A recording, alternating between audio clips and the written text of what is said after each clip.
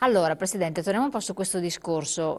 Detto che comunque noi non siamo anche in particolare, abbiamo dei problemi di burocrazia, insomma abbiamo un sistema che tutti ormai straconoscono benissimo, chi si cimenta nel mondo del lavoro in modo autonomo, che non è appetibile, non piace neanche agli imprenditori stessi ed è un dato di fatto. Bisogna uscire in qualche modo da questa situazione. Con i provvedimenti che vuole prendere il governo, secondo lei ci può essere una speranza oppure sta andando nella direzione sbagliata? E i sindacati, quest'altro aspetto, a cui è stato contestato un ruolo passivo per molto tempo nei momenti critici che hanno perso di appeal, eccetera. Possono riacquistare un ruolo e ha senso che esistano ancora come un ruolo importante, ago della bilancia o no? Ma io credo che il sindacato sia stata, il sindacato, la nascita, il lavoro del sindacato in Italia sia stato una cosa molto importante per la nostra democrazia. Probabilmente se non avessimo avuto il sindacato non avremmo avuto oggi questo grado di benessere e comunque questa tenuta della democrazia. Quindi il sindacato sicuramente ha avuto un ruolo importante.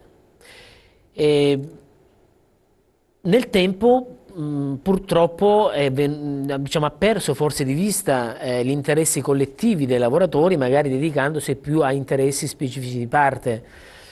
Si dice infatti spesso che il sindacato tutela chi il lavoro già ce l'ha, il sindacato, che è d'accordo, nasce per questo, ma deve anche, se è un elemento della democrazia, non deve dimenticare l'ambito sistemico in cui opera, non può Certo. dimenticarsi dei lavoratori, dei giovani, quindi e negli ultimi anni, secondo me, quando le cose almeno andavano bene, più che negli ultimi anni, nell'ultimo decennio, ha anche approfittato un po' della forza e anche di molti vincoli comunque che l'impresa era costretta a subire e era diventato antipatico, diciamolo pure, il sindacato era diventato antipatico.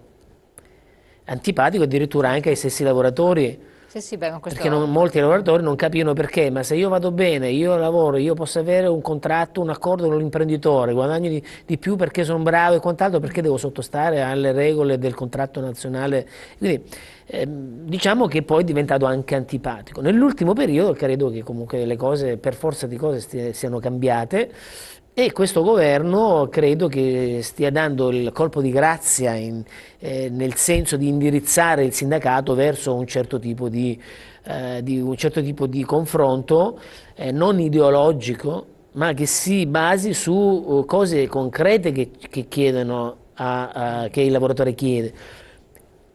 Per esempio, a me ha fatto molto piacere quando viene chiesto anche al sindacato di rivedere i stipendi dei dirigenti del sindacato. Insomma, ci sono stati sindacalisti che non hanno mai lavorato nella loro vita, diciamo pure come stanno, così come in tante altre parti, non solo Sì, sì, sì, no, del sindacato, assolutamente. però ritengo il sindacato comunque sia stato e possa essere comunque un elemento ancora, un tassello importante della nostra democrazia ma che essendo un tassello non può avere il sopravvento. Ecco, in passato ha avuto secondo me spesso il sopravvento.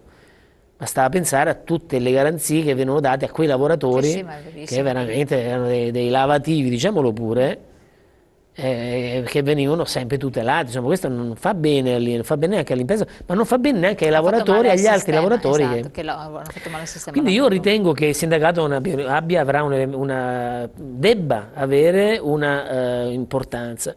Per quanto riguarda queste riforme, quando io sento parlare di snellimento della pubblica amministrazione, tetto di stipendi dei manager, riduzione di costi, io personalmente non posso che essere contento. Certo, no, Posso magari non condividere con l'area politica, ma senza dubbio sono contento del fatto di sentire effettivamente che c'è la volontà e non drammatizzo neanche quando poi il Renzi in qualche maniera cerchi di trovare un minimo di compromesso, perché comunque il compromesso fatto è la politica, sì, sì, ma non questo può è. andare a testa e Mm. bassa, quindi non capisco che c'è a fronte di una precisa volontà che mi sembra che lui manifesti, comunque un'attività di mediazione che comunque per forza di cose dovrà esserci. Però ecco, personalmente ritengo che queste iniziative che vadano a snellire, quando sento parlare io da tempo lo dicevo, personalmente ritengo che la madre di tutte le battaglie sia il costo del sistema pubblico, di enti inutili che esistono perché devono esistere. Ecco, se si va a fare un'azione seria, se si ha la forza, io credo che si possa fare un buon lavoro. Lo interrompo, abbiamo diversi messaggi che sono arrivati. Uno parlava del fatto che vabbè, in tot anni si sono persi tutti quanti i diritti, adesso si fa addirittura dimezzare la pausa di lavorazione, quello che è stato un po' proposto, anche se non sbaglio all'Electrolux, no? E quindi si fanno 8 ore filate di lavoro, quindi si stanno perdendo diritti. Un altro messaggio invece diceva, parlate di giovani, però il problema è che io, questo signore o signora ha 55 anni, ha perso il posto di lavoro, non riesce a trovarne, dove le emergenze invece dovrebbero essere le persone che hanno una certa età.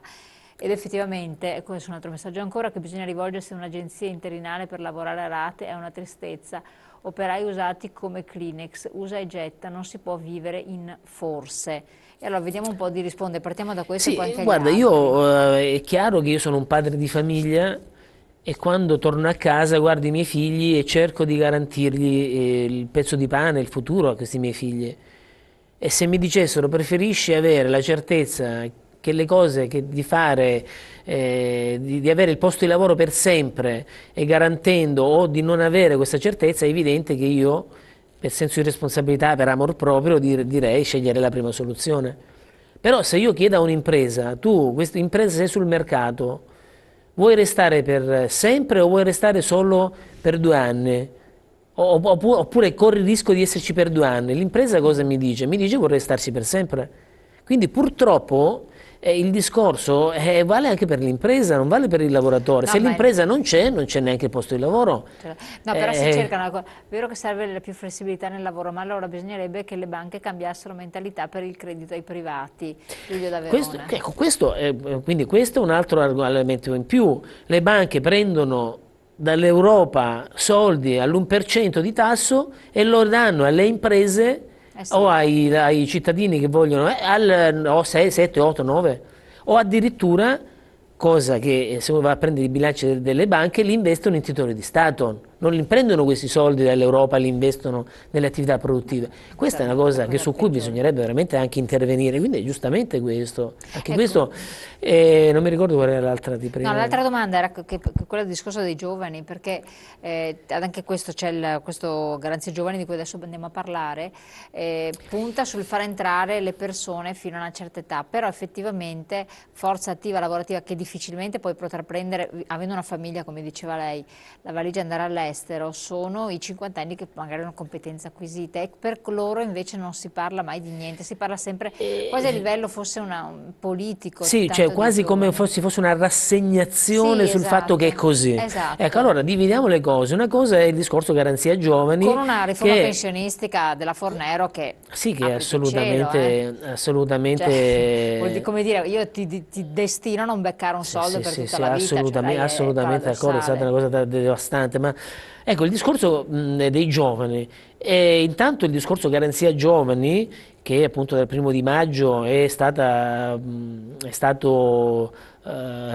resa nota, è stata ufficializzata, si orienta appunto verso i giovani, dai 15, prima era fino ai 24, adesso fino ai 29 anni. E attenzione, non è una decisione del governo italiano, è una decisione dell'Europa, ancora quando c'era il governo Letta, che ha stanziato 500 milioni di lire per i giovani di questa fascia di età. 500 milioni li ha stanziati allora il governo Letta e poi altri 500 milioni dovevano stanziare le regioni. Il Veneto ha stanziato 83 milioni di euro, poi magari entriamo in merito a questo, alla Garanzia Giovani. Quindi diciamo che questa iniziativa a sostegno dei giovani, che detta appunto Garanzia Giovani, rientra all'interno di questo pacchetto di misure e di provvedimenti italiani e anche della Comunità Europea. Il discorso degli over 50, ma attenzione, sono anche gli over 40. Anche over 40, ecco lì cosa è successo? È successo che ci sono stati degli ammortizzatori sociali, significa dei quattrini che sono stati dati a coloro che avevano poi perso il posto di lavoro, in maniera a mio avviso sbagliata, perché quando, faccio un esempio, le persone che sono in mobilità in Italia, che quindi usufruiscono di un determinato retribuzione, che è una parte delle retribuzioni che percepivano quando lavoravano, per un tot periodo, normalmente 2 anni, massimo 2 anni, 21 mesi, quando noi li chiamiamo, queste persone che sono in mobilità, che peraltro sono un vantaggio per l'impresa, perché l'impresa che le assume ha uno sgravio contributivo per quasi 2 anni, spesso non sono disponibili perché prendono lo stipendio, questa parte di sostegno, si fanno qualche lavoretto in nero, danno in famiglia e gli conviene non lavorare. Certo. In Germania non è così, in Germania il 96% delle persone in mobilità, prima della mobilità trovano lavoro. Perché c'è un certo tipo di ragionamento. Allora, cosa voglio dire? Voglio dire che in passato sono stati dati dei soldi in maniera sbagliata. Certo, Invece bisognava utilizzare quei quattrini dati ai lavoratori, magari darli all'impresa con ovviamente la garanzia di assumere questi lavoratori stessi. Chiarissimo, lo interrompo un attimo, c'è una telefonata. Torniamo dopo su questo discorso. Pronto? Buongiorno, sono Vanni, chiamo da Mantova. Sì, signor Vanni, prego. Io sono un imprenditore, ho 200 mini market, ho 12.000 dipendenti in tutta Europa. Complimenti. E in Italia il problema è che, essendo una tassazione alta, allora cosa fanno le aziende? Assumono tutti i giovani o precari e poi lasciano a casa tutti. Non assumono né più né cinquantenni né quarantenni. E fanno tutti i contratti precari perché dicono: se no devo pagare una tassazione al 70%, non ci stanno dentro quei costi. Io invece ho tanti mini market in Italia, assumo giovani, persone specializzate perché io fatturo tantissimo perché lavoro con i grandi marchi dei discount, che sono gli ED tutti. Sì. Però all'estero non c'è questo problema perché in Italia c'è la tassazione che è il 70%, che significa mantenere 3.200.000 dipendenti pubblici. Poi qualcuno a fine mese deve pagare, che sono le aziende private. Le aziende private stanno scappando via dall'Italia per questo motivo e nessuno ne parla. No, ma infatti lo sappiamo purtroppo. Ha capito? Certo. Ecco, secondo lei la riforma proposta di cui si discute che adesso oggi alla Camera può essere utile del lavoro a termine per la sua attività? Guardi, ci dovrebbe essere in Italia un contratto unico. Tutte queste cose che stanno facendo non servono a niente perché intanto l'azienda assumeranno solo persone precarie e le assumeranno in nero. Tutti questi immigrati che arrivano a tante imprese gli fanno comodo perché li sfruttano e poi li lasciano a casa. Ha capito? Fanno così. Io ho una concorrenza nel mio settore in Italia che è una cosa bestiale, tantissime persone che lavorano in nero. Certo. E dopo dicono che devono andare in pensione a 65 anni, ma si rilasciano a casa a 40 anni queste persone. Purtroppo. E nessuno ne parla. Grazie molte della sua testimonianza, grazie. Buongiorno.